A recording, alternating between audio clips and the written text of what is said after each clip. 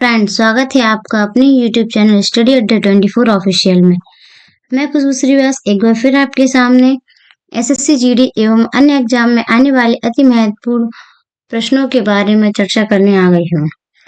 भारत के स्वतंत्रता आंदोलन एवं उनमें गांधी जी का महत्वपूर्ण योगदान से संबंधित सभी महत्वपूर्ण प्रश्न इस वीडियो में हैं। ये हमारा पार्ट 5 है। इसके पहले पार्ट 4 बन चुके हैं। जिसने नहीं देखे हैं जाकर जरूर चेकआउट करें। वीडियो को लाइक करना ना भूलें और हाँ, चैनल को सब्सक्राइब करना तो बिल्कुल भी ना भूलें, क्योंकि और भी मजेदार वीडियो आने वाली है। तो चलिए हम अपने पहले प्रश्न की ओर बढ़ते हैं। हमारा पहला प्रश्न है, 1857 के विद्रोह को भारत के प्रथम स्वतंत्रता संग्राम की संज्ञा प्रदान किसने की थी? तो हमारा राइट आंसर हो जाएगा बीडी सावरकर। चलिए हम बीडी सावरकर जी के बारे में कुछ जानते हैं। 1857 के विद्रोह को भारत के प्रथम स्वतंत्रता संग्राम की संज्ञा बीडी सावरकर ने दी। जनवरी 1857 बंगाल की छमदम छावनी में सैनिकों ने कारतूसों का प्रयोग करने से इनकार कर दिया। 23 मार्च 1857 में बैकरपुर में 34वीं रेजिमेंट में मंगल पांडे के विद्रोह कर दिया था। सभी लोग पुरानी वीडियो देख लें और चैनल को सब्सक्राइब जरूर कर लें, क्योंकि और भी मजेदार वीडियो हमारे चैनल पर आती रहेंगी। हमारा दूसरा प्रश्न है, निम्नलिखित में से किस शहर में झांसी की रानी का समाधि स्थल स्थित है? उज्जैन, ग्वालियर, जबलपुर या इंदौर? तो हमारा राइट आंसर हो जाएगा ग्वालियर। चलिए हम ग्वालियर के बारे में कुछ जानते हैं। रानी लक्ष्मीबाई का जन्म 19 नवंबर 1828 को वाराणसी में एक मराठी परिवार में हुआ था। इनके बचपन का नाम मणिकर्णिका था। वर्ष 1882 में 14 वर्ष की उम्र में इनका विवाह झांसी के महाराजा गंगाधर राव के साथ कर दिया गया, जिसके बाद इन्हें लक्ष्मीबाई के नाम से भी जाना गया। 1857 के विद्रोह का नेतृत्व झांसी से रानी लक्ष्मीबाई ने किया था। इनकी मृत्यु 18 जून 1858 को ग्वालियर में हुई। इनकी समाधि ग्वालियर, मध्य प्रदेश के फूलबाग मैदान में है।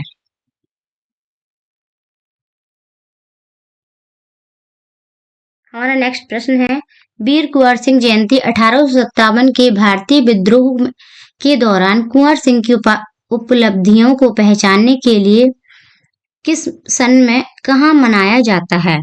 तो हमारा राइट आंसर हो जाएगा बिहार में। चलिए हम बिहार के बारे में कुछ जानते हैं। वीर कुंवर सिंह का जन्म 1777 में बिहार के भोजपुरी जिले के जगदीशपुर गांव में हुआ था। इनके पूर्वज मालवा के प्रसिद्ध शासक महाराज भोज के वंशज थे। 1857 भारतीय स्वतंत्रता संग्राम का बिहार का नेतृत्व वीर कुंवर सिंह ने किया था। चलिए अपने नेक्स्ट प्रश्न की ओर बढ़ते हुए हमारा नेक्स्ट क्वेश्चन है, भारत का प्रथम हिंदी समाचार पत्र कौन सा है? उड़ान, आजाद विचार, उन्नत मातड़ या विचार व्यक्तित्व? तो हमारा राइट आंसर हो जाएगा सी, उन्नत मातड़। चलिए अब इसके बारे में थोड़ा सा जान लेते हैं। उन्नत मातड़ हिंदी का प्रथम समाचार पत्र था। इसका प्रकाशन मई 1826 में कलकत्ता से एक साप्ताहिक पत्र के रूप में जुगल किशोर शुक्ल ने किया। ये मूल रूप से कानपुर संयुक्त प्रदेश के निवासी थे। यह समाचार पत्र प्रत्येक मंगलवार को निकलता था। चलिए अपने नेक्स्ट प्रश्न की ओर। भारत का सबसे पहला समाचार पत्र कौन सा था? Option A Bombay gazette, B Bengal gazette, C Bombay Times या डी हिंदुस्तान टाइम्स? तो हमारा राइट आंसर हो जाएगा option B, Bengal gazette. Bengal gazette के हम देखते हैं थोड़ा सा। जेम्स ऑगस्टन हिक्की द्वारा 1780 में प्रकाशित बंगाल गजट भारत का प्रथम समाचार पत्र माना जाता है। आधुनिक भारतीय समाचार पत्रों के इतिहास की शुरुआत भारत में यूरोपियन लोगों के आगमन से माना जाता है।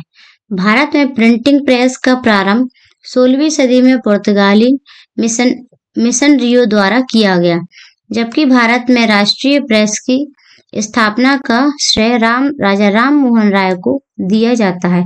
हिंदुस्तान टाइम्स का संपादन की एम पत्रिका 1920 को किया गया। अपने नेक्स्ट क्वेश्चन की ओर। भारत में पहली फ्रेंच फैक्ट्री कहाँ स्थापित की गई थी? सूरत, पांडिचेरी, चंदन नागौर या मछलीपट्टनम? तो हमारा राइट आंसर हो जाएगा सूरत में। चलिए सूरत पर एक बार नजर मारते हुए। यूरोप व्यापारियों में फ्रांसीसी व्यापारी सबसे अंत में भारत आए। हेनरी चतुर्थ, रिचलू और सम्राट लुई 14वें के मंत्र कोलबर्ट के प्रयास 1664 में फ्रांच ईस्ट इंडिया कंपनी की स्थापना हुई, जिसे कंपनी द इंड एंड ओरिएंटल नाम दिया गया था। 1667 में फ्रांसीसी फ्रैंको कोरो की अध्यक्षता में एक प्रतिनिधि मंडल भारत पहुंचा। इस दल का इराक का निवासी मरकारा था। 1668 में इस दल में सूरत में पहली फ्रांसीसी फैक्ट्री स्थापित की। मरकारा में गोलकुंडा की सुल्तान से एक फरमान प्राप्त कर 1669 में भारत के पूर्वी तट पर मसूलीपट्टनम में दूसरा कारखाना लगाया। दोनों कारखानों की जिम्मेदारी फ्रांसिस मार्टिन को सौंपी गई। इस फ्रैंको मार्टिन को भारत में फ्रांसीसी बस्तियों का वास्तविक स्थापक माना जाता है। चलिए अपना नेक्स्ट क्वेश्चन देखते। फ्रांसीसी यात्री फ्रांसवा बर्नियन किस वर्ष भारत आए थे? तो इसका राइट आंसर हो जाएगा 1656 में।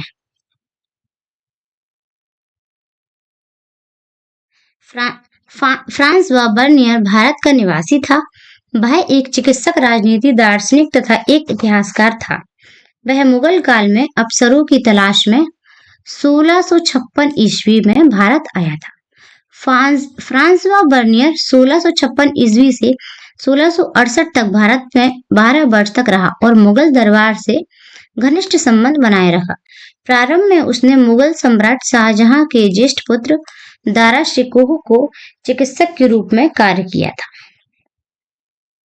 हमारा नेक्स्ट प्रश्न इस प्रकार है,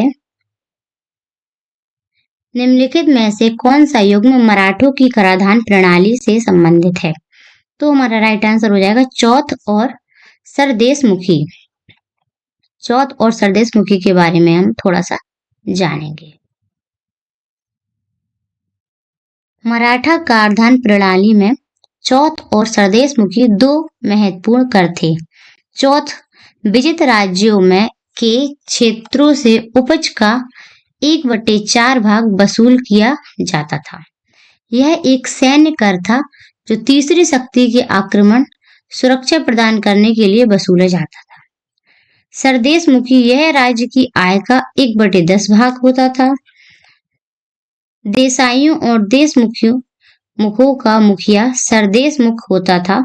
शिवाजी अपने वंशानुगत सरदेशमुख मानते थे, इसलिए यह वसूल करते थे। अपने नेक्स्ट प्रश्न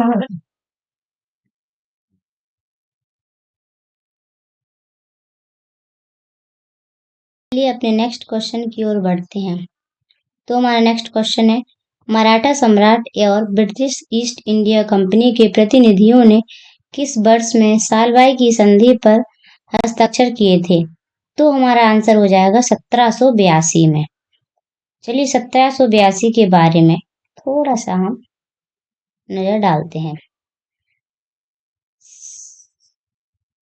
17 मई 1782 ईस्वी को सिंधे मराठा साम्राज्य के प्रतिनिधि और डेविड एंड सर ने ब्रिटिश साम्राज्य की प्रतिनिधि के बीच संधि पर हस्ताक्षर किए, जिसे सालवाई की संधि के रूप में जाना जाता है। संधि के साथ ही पहला आंग्ल मराठा युद्ध समाप्त हो गया। प्रथम आंग्ल मराठा युद्ध 1775 से 1782 ईस्वी तक चला। चलिए अपने नेक्स्ट प्रश्न की ओर।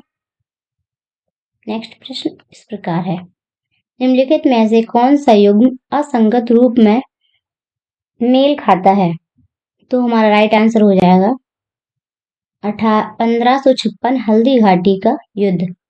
चलिए अब हम इसके बारे में थोड़ा सा जानते हैं। ये थोड़ा महत्वपूर्ण है, इस पर आप लोग जरा ध्यान से दीजिएगा। बक्सर का युद्ध 22 अक्टूबर 1764 ईस्वी में बक्सर का युद्ध अंग्रेजी सेना तथा भारतीयों की संयुक्त सेना के बीच हुआ। अंग्रेजी सेना का नेतृत्व मेजर हेक्टर मुनरो तथा भारतीय सेना में मीर कासिम सुला-उद-दौला शाह आलम की सेना थी। इस युद्ध में भारतीय नेतृत्व हार गया। यह भारतीय इतिहास में सबसे निर्णायक युद्ध में से एक था। हल्दी घाटी का युद्ध 1572 ईस्वी में उदय सिंह की मृत्यु के बाद महाराणा प्रताप मेवाड़ के शासक बने। अकबर ने मेवाड़ को पूर्ण रूप से जीतने के लिए 18 जून 1557 ईस्वी को आमेर के राजा मान सिंह को आफत खां के नेतृत्व में मुगल सेना का आक्रमण के लिए भेजा। यह युद्ध हल्दी घाटी का युद्ध कहलाया। इस युद्ध में महाराणा प्रताप पराजित हुए। अब है हमारा चौसा का युद्ध।